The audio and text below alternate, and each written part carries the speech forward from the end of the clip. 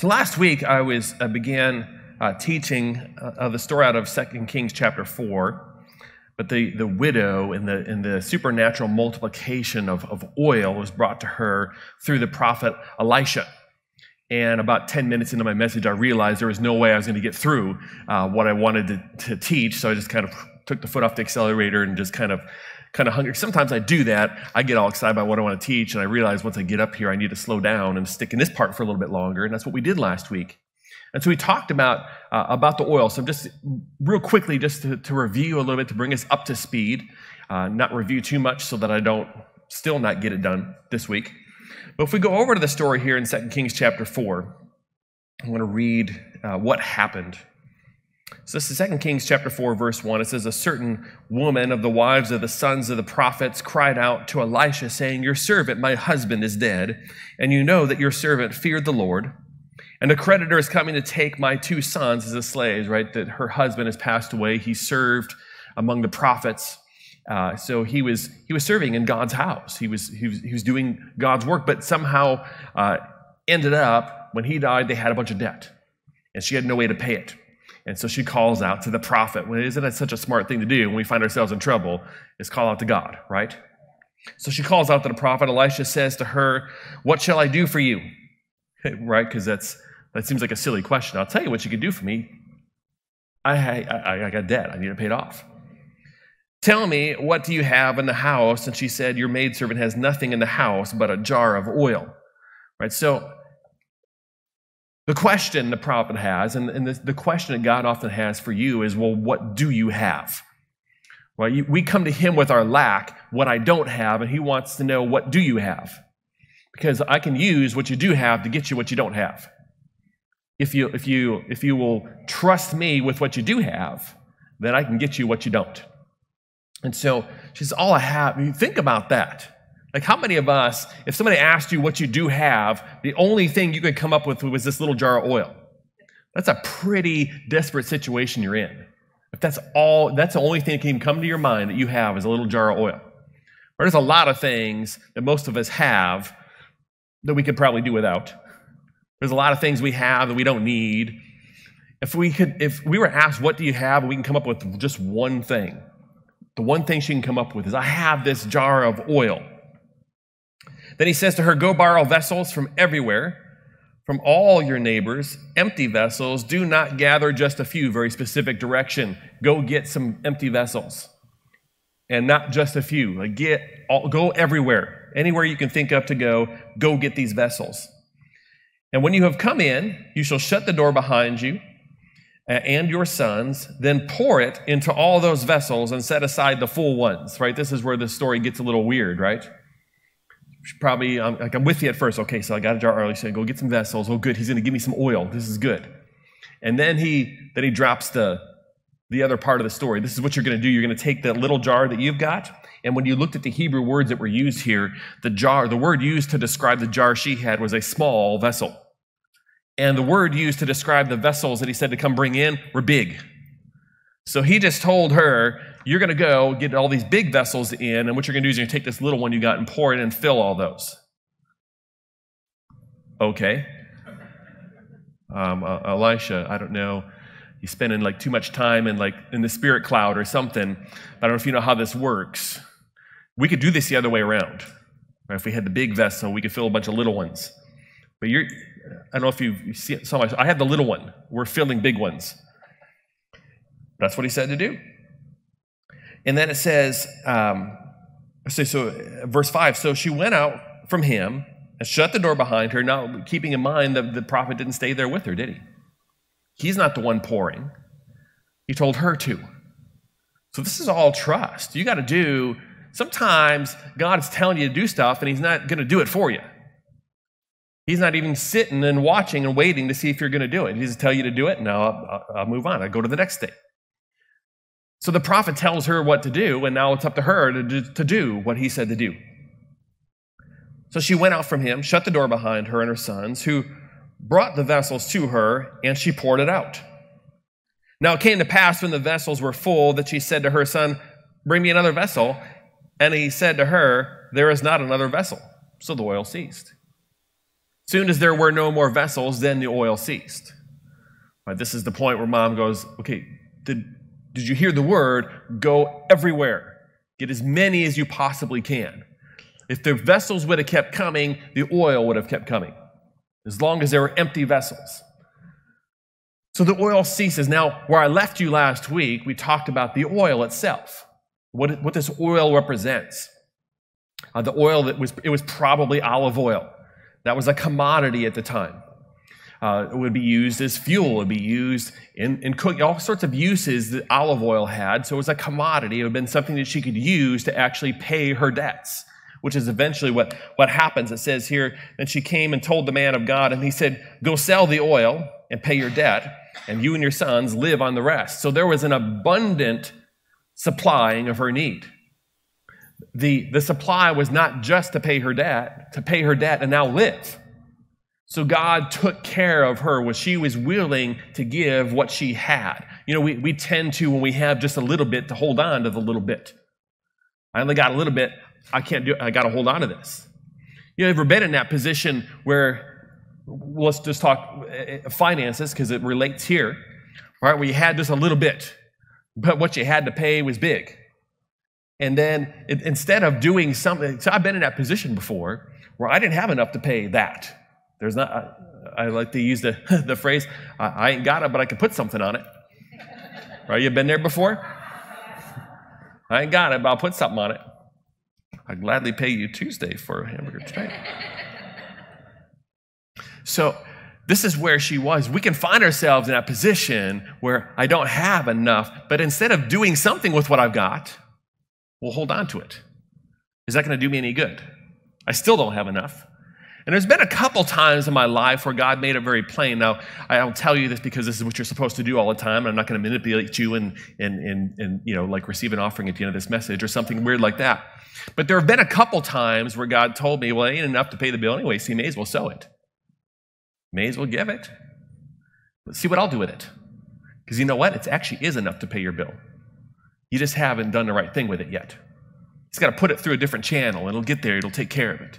And there's been a couple times in my life where that exact thing God told me to do it. It worked. I took what little I had, sowed it, and God supernaturally took care of the situation. Right? So this is where she was. Now he said, keep pouring. And so now go sell this, pay off your debt, and now live on it. But the oil for us, whenever we look in the word at oil, especially when we're talking about olive oil, the picture of, or the way I boiled it down for you last week is this oil is like the oil that goes in the engine that drives the purpose God has for your life. See, she had her purpose. She still had to raise her children. There's still a race she had that she couldn't do if her children were now slaves for somebody. Somebody else is going to be raising her kids, and they're going to raise her kids. They're putting them to work. She has purpose, and the oil needs to be there to keep that engine of purpose going. Sometimes the engine for our purpose that God has for us has seized up because it's got no oil. Right? No matter what kind of engine you've got, you can have a Ferrari engine, but you don't put oil in it, that's going to be really expensive. Right? When that thing seizes up. Or your engine seizes up, but you know, the good news is God's in the engine repair business. Maybe you have seized your engine up, it's okay. Right? You come back to the Lord and He'll get it running again. But sometimes we have found ourselves where you knew you had a purpose. There's a vision God put in you, but it feels like it never happened. It just kind of hit a wall at some point, because I believe that sometimes it's because we didn't keep the oil going in the engine and it seized up. Doesn't mean that the purpose God has for you has gone away. It just means the engine seized up. We need to get the thing running again. Well, we need oil in the engine. We looked last week at Matthew chapter 25. In the parable Jesus tells of the 10 virgins, the 5 wise and the 5 foolish. And what we came down to there in this oil was that the ones who were foolish were not just simply ones who didn't have oil. It was even more than that they thought they could buy the oil. You can't purchase that oil from the Lord to keep that purpose in your life running. It's not something you can buy. It's not something that you're good enough to get. It's not something that you work hard enough and then you get. It's something that comes to you through Christ Jesus as a gift that we have to make a decision to stay connected to it. When I stay connected to it, oil continues to flow in my life. And so those who were wise had the oil. The wedding that they were going to was a picture of our marriage, the church, with Christ Jesus as our groom. The imagery he used in that story was of the wedding feast, that there would be a parade that would go to the groom's house that was made up of the bridal party. And they had their lamps going that night. But if someone had no oil in their lamp, it usually meant they were a party crasher, just trying to hang out with go get the free buffet and open bar or whatever else is going on at that wedding. But that they were on their way to that wedding, and that's why they were excluded. But they were made to believe, they thought, oh, we could just go buy some oil. Okay, let's go do that. And that the wise virgins in that story said that they wouldn't give the others some of their oil. I thought that was interesting. Doesn't it seem? It seems maybe a little.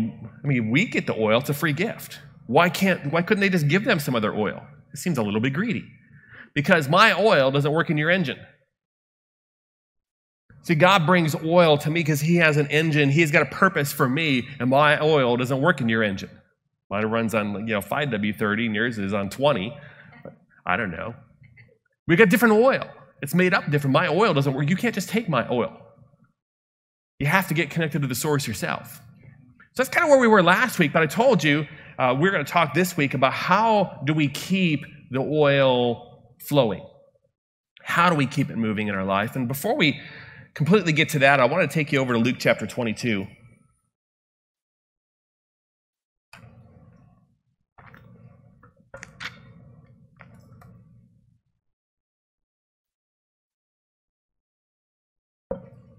In Luke 22, in verse 39, this is, Jesus is in the Garden of Gethsemane. This is right before he's arrested. He's had the Last Supper with his disciples. And the place where he is, where this is taking place, Gethsemane. Let's just read what it says here first. It says, coming out, he went to the Mount of Olives, and as he was accustomed, and his disciples also followed him. Jesus means he frequently came to this place, the Mount of Olives. The Garden of Gethsemane was at the base of the Mount of Olives. Gethsemane meant oil press. It was most likely where they would harvest the olives. They would press the olives. The olives we pressed in a press that had an equivalent of several thousand pounds per square inch of pressure to squeeze the oil out of the olives.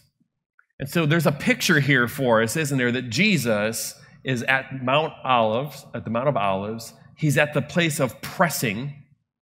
And it says here, when he came to the place, he said to them, pray that you may not enter into temptation. And as he was withdrawn from them about a stone's throw, and he knelt down and prayed, and saying, Father, if it is your will, take this cup away from me. Nevertheless, not my will, but yours be done. How many know that even Jesus had to submit to his Father's will? Remember, Jesus was 100% God, but he's also 100% man. He had flesh, and so he had to force his flesh to submit. And you know that even though he's God, his flesh didn't want to do what he had to do. All right, if there's some other way, Lord, that maybe I've missed somewhere along, it'd be great, but not my will, but yours. He submitted his will to his Father's. Then, I love that, it's when he submitted to the will, then the angel appeared to him from heaven and strengthened him. See, when you submit to God's will, then a strengthening comes. Sometimes we're looking at what we see from the outside before we've gotten into it is what God has for us, and it looks overwhelming like we can never do it, but the moment you submit to his will, then the strengthening comes to allow you to do that. But how many know that Jesus went through this so that you don't go through this? Sometimes like, I want to submit to God's will if he puts me on a cross. Jesus did the cross thing. That's not our thing. But sometimes what he's got for us seems like it's too big for us. When we submit, then the strengthening comes. And being in agony, why was he in agony? I believe that it's this time in the Garden of Gethsemane when the condemnation of our sin began to lay on him. We'll talk about what's pressing. The Apostle Paul talks to us numerous times about the importance of understanding that what Jesus did for us was to cleanse us of our guilty conscience. He forgave us of our sin, but he also wants to remove the weight of our sin off of us. He wants that taken off of us because when we walk this earth still under the guilt of our sin, it presses on us. It makes us ineffective. And so Jesus is here, and now the weight, not just the weight, right, we can't bear the weight of our own sin. He has upon him the weight of the sin of all mankind from beginning to end. Your sin, the condemnation of your sin is on him. Of mine, it's on him. If everyone who's ever breathed a breath on this planet was on him, that's some pressure. If he's not the Son of God, he wouldn't have handled it. And it's on him. So there's agony. It says he prayed more earnestly. Then his sweat became like drops of blood falling to the ground. So we don't know if it was actually drops of blood, like drops of blood. I don't know. I don't want to debate it with somebody, but I do know it was intense. Right? That there was an intense pressure. He was feeling that thousands of pounds of pressure on that olive to bring that oil out of him. See, there was an oil of life for us coming out of him as that pressure came on him. The picture is the pressure is supposed to be coming off of us and going on him. It already was on him. We're not supposed to be taking it on. The pressure was on him. And so Jesus is this picture for us. The oil that we receive comes through Christ. See, again, just like this is just chronologically, if you go back to the account in Matthew, it was just a chapter before, that parable about the virgins and their oil. He wants us to get that through what he's done, we can't buy the oil, that he's the one that has produced the oil for us.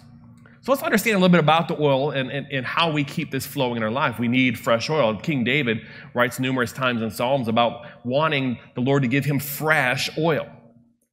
Now, how many know sometimes you need some fresh oil? Sometimes we need to be revitalized. Right? We need that freshness to continue to happen in our lives. So the first thing we want to look at is going back into the story of the widow with Elisha. Is you know that she could not get the fresh oil until she poured out the oil she had. But the supernatural oil didn't start until the natural oil was poured. Right? He said, what do you have? Well, I got this jar of oil. Okay, that's where we start. You got to pour out what you have before you can get more. And we're waiting for the Lord to get me some fresh oil. He's going, well, you got to make some room for it. You got to get rid of the oil you got. So you're saying I get rid of Jesus? No. Don't mix my metaphors up too much here. But the oil that comes to you through Christ Jesus is designed to flow through you. I know it sounds like you're an engine that burns oil, right? But we're designed to burn oil. We're designed for that oil to flow through us. We are designed, we have to allow what's in us to be poured out before the supernatural can come in and begin to flow through us. The natural has to be used, and then the supernatural kicks in. We have to take what we already have and do something with it. We have to allow oil to go out before more oil can come in. As long as oil keeps going out, oil will keep coming in. See, when you get connected to God's conduit, that's how things work. The only way to stop the flow is to turn off the outgo, and then no more comes in. As long as we keep the faucet open, as long as the oil keeps flowing through us, there'll be more oil that comes. If we need fresh oil, that means we need to keep pouring out what we have. We have this, and I'm not talking just about our church. It's a nationwide thing. Most people today, they say go to church about once a month. Who would call themselves a regular church attender? They go about once a month. It's getting to be almost 4 to 6 weeks now. And so I think about, well, why is that? I don't think it's because people love Jesus less. I don't get into that. I think sometimes it's because we receive oil when we come in the house, but if we're not pouring out, we don't feel a need for more. Right? You ever went to like a restaurant and you filled up on the appetizers? There's sometimes we just order appetizers for the meal. I remember when we went to, when the band, we went to India the first time, we had done a 3-day fast before the event. And long story short, there's a lot of funny things that happen with that. But let me just say that when someone else tells you you have to fast, you don't do it with quite the attitude that when you feel like you got it from the Lord yourself.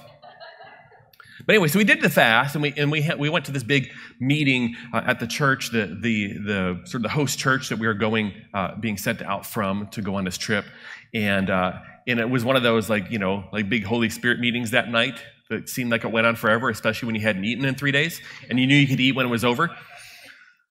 And so we finally got done, and we go to like Chili's or something, which is a really smart place to go right after you've been fasting, is to go to Chili's and we ordered like 4 of the big appetizer samplers. Yeah, that wasn't smart. But I remember we filled up on appetizers. There was nothing after that. But so sometimes we fill up. If you fill up on the wrong thing, or what wasn't what you really needed, and you have no appetite for what you need. Well, it's parents, and you got the kids, and it's like half an hour before dinner. Why are you eating a cookie? Who told you to eat a cookie? I know where this is going. I'm a parent. I know you're like, I'll be hungry. No, you won't. You're going to sit at dinner. You're going to take 2 bites of your food, and you're going to say, I'm full. And then an hour later, you're going to eat another cookie. It's funny. You got your appetite back now. Right? You fill up on the wrong, not so much even the wrong thing, but if you're not using what you're taking in, you don't hunger for more. So what do I mean by using? We get the word, but we need to do stuff with the word that we get. We don't use it if it's just another good word that we got, and we go, yeah, that's a great word, but we don't do something with the word that we got. We're not using it. We don't have the appetite for more. We need to be using whatever we get. God designed, I say this all the time, that we come into his house one day a week. Or we come into his house one day a week because we're supposed to get charged back up, get fed again. Right? I know we can get fed all over, and sometimes that even, I wonder about that sometimes. It's great that we can get great word anywhere, anytime now. We can watch on TV, we can get on the internet, but I think sometimes people are doing that, and they filled up on appetizers, and they're missing out on the meal. And I'm not telling you I'm a better preacher than somebody else. I'm not. But when you are part of a church family, that means there's a word here for you. That may not be all the words for everyone, but it's specifically for you if this is your church family. And if you filled up and you didn't get it, you missed out on a meal that you actually needed because you're already full. So just keeping that in mind. I'm not telling you you should get, that sounds weird, I'm not telling you get less word. Please don't. You always need lots of word, but don't forget that you need the main course every week. God designed that we come together in his house because we're all a family, and he's got a word for this family. When our band would travel, it didn't matter where we were. If we weren't at our home church on Sunday, we'd make sure we get online, we find somebody to hear what the pastor said that week, because that was the meal that was for me, because that's my church family. I need that meal. These other meals were good too. We'd be at churches, we hear great messages from the pastors in those churches, and we were always like the kind of band that if there were 4 services, we sat through all 4 of them to hear that word. It was important. Get the word. But I always needed to know what my pastor said, because that's my family. That's the word he had for me that week. I need to hear it. So it's important that we get the oil every week, but then it's also important that we take what we got that week and go do something with it. Because if we're not doing something with it, then there's not more oil that comes. Why? Because as long as there were empty vessels, the oil would keep flowing. So one of the ways in which we get empty vessels is we need to empty ourselves. We should come to church. I know it sounds weird. You should be coming to church on fumes every week. Well, I took everything I got last week and used it the best I could, the most I could, and I need more again this week. That's one way. But in that story, it told them to go out and get empty vessels. So this is another way to keep oil flowing. If I want to keep oil flowing, I need to bring more empty vessels. Every one of us should be going around everywhere to all of our neighbors and finding as many empty vessels as we can and bringing up to get filled, because as long as there's empty vessels, oil is going to keep flowing. Sometimes I hear people say things like, well, I couldn't go to church anymore because it just was getting dry there. It got dry. Well, I don't know a lot about it. I'm going to judge, but there's more than one reason it gets dry. It may not have been the pastor. I know it's not the pastor here, so. I'm kidding. But it may not be that. It may not be, the worship just wasn't that good anymore. It just wasn't as anointed. Maybe we stopped bringing empty vessels. See, if we stop bringing the empty vessels, the oil ceases. God has designed things that he doesn't waste, right? He has purpose with what he does. He wants to pour out oil, but there needs to be somewhere for it to go. He didn't just throw it on the ground. Right? That there need to be empty vessels that come in. Every one of us, we come across empty vessels all the time. Sometimes we don't recognize them. We call them annoyances. But sometimes if we look at the things and the people around us throughout the week that were an annoyance, that irritated us, and realize that's an empty vessel. Know what that person needs? They need Jesus.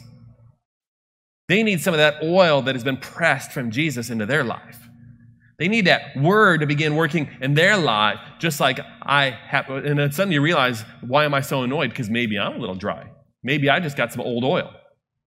I need some new oil going. So let's get some empty vessels. You know, that the church, and so I was thinking about this week. I read so many different articles, you know, when you're pastor, you're reading different things about what's going on in society and culture as it relates to the church. And there's so many people that complain about the millennials. You know, that's the problem. The church is falling apart because of the millennials, and millennials don't care. You know, as I thought about it, I think the millennials are the best thing that could happen to the church. You want to know why? Because millennials look at all the pomp and circumstance and the tradition and the dryness and the lack of oil in church and go, well, I don't have any need for that. They're looking for something that's real. I believe the millennials are going to force the church to do what's real, to be real, to become a place where we really are flowing with oil. That life, because the other thing what people don't realize about millennials is millennials, when they see something real, they're drawn to it. They're connected to it. See, that there is, I believe, that wherever we are in a timetable of last days, I know every minute we're closer, because that just makes sense. But wherever we are, last days, for an outpouring to come, the church is going to have to get real. The church, and I believe that God has kind of lined some things up. We have this generation rising up that hungers and starves for something real that's full of life, and for the church to realize that we need to become real and become full of life. We have to have a hunger. We have to come into God's house, not coming to go to check off my list. I sang 4 songs. I heard the pastor tell a couple of jokes that weren't that funny, but I laughed anyway. And then I got a word, I gave my offering, and I did my thing. Now, what we have to do is become empty vessels that come into God's house hungry and realize I come in, I need to use up my oil throughout the week. I need to find some empty vessels and get them in here and get some life and some oil flowing. I want this church to be, I want every church in our community to be a place full of that oil flowing in life. It isn't about this church or another church. It's the church. It needs to be life in our world and our community. We need to be the kind of people that are always seeking. I won't stop if I know of another empty vessel that I have any influence over. If I can get that empty vessel in to get it full, because the more empty vessels I get in, see, sometimes there was actually a time that our church was being picketed, not this location or Mesa location, because we let sinners in our church. That's funny to me. Well, because what more empty a vessel is there than someone that doesn't know Jesus? You need to get them saved. You're defiling the house of God. No. We are bringing life to the house of God by bringing empty vessels into his house. But there's nothing God's house needs more of than people who don't know Jesus. The more people that don't know Jesus come in, the more oil that can flow, and the more oil that flows. See what happened with that woman? The oil flowed, and all those vessels get full. You become, you could just be that little jar that it's all flowing out of. But the inside of that jar is getting covered with oil, isn't it? Oil flows, whatever flows through, you're like a pipe, right? A pipe carries water all over the city, but the inside of that pipe stays wet, doesn't it? You become a conduit to bring empty vessels in. The oil will never cease in your life. The purposes that God has for you will suddenly begin to move because you keep that oil flowing in your life. And so whatever, maybe there's some dreams that you had that you feel like have just kind of fallen by the wayside. I'm telling you, get some empty vessels around you. Get them into God's house to get filled up. Get yourself a little more empty during the week and come into his house looking to get more filled up. And you'll see that oil begin to flow. You see that purpose begin to get set back into motion in your life. Amen? Amen. If you got anything out of that this morning, give the Lord a hand.